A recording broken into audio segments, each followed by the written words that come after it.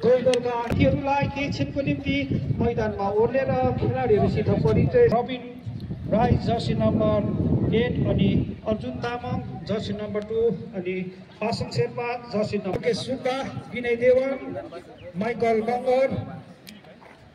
विष्णु गुरुङ, सुभाष गुरुङ अनि राजेन गुरुङ अनि उहाँहरूको सब्सिट्युट हुनुहुन्छ अनिल राई अनि